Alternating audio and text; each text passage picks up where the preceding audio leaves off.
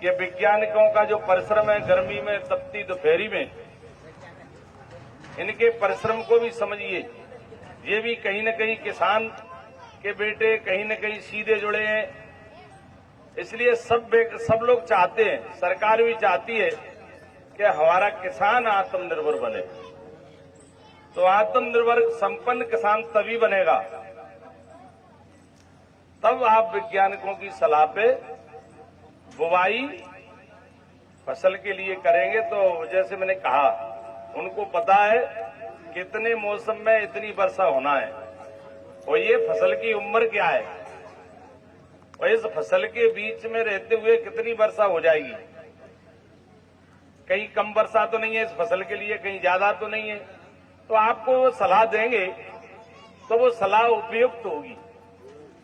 इसलिए इनकी सलाह पे एक बार आप गौर करिए। और जैसा प्रधानमंत्री जी ने कहा है, कृषि हमारी आत्मा है, हृदय, किसान हमारी ताकत है।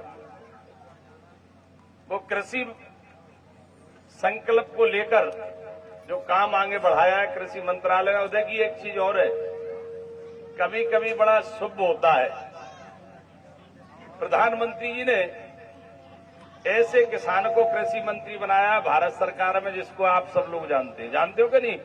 देश का कृषि मंत्री कौन है? तो धीरे क्यों बोलते हैं, जैसे बोलोगे नहीं।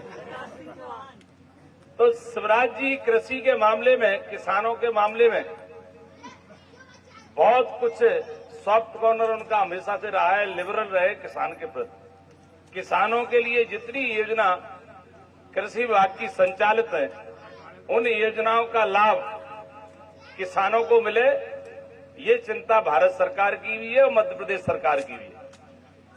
अब कृषि यंत्र है, अब अपन मानते हैं कहीं कहीं मजदूर कम मिलते हैं अब गांव में, तो अपन कहते हैं 400 रुपया, 300 रुपया, 500 रुपया कहां से आएंगे।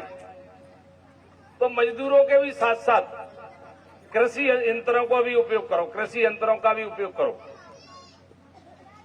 कृषि बुवाई के समय करो, गुड़ाई के समय करो, कटाई के समय तो आप करते ही हो।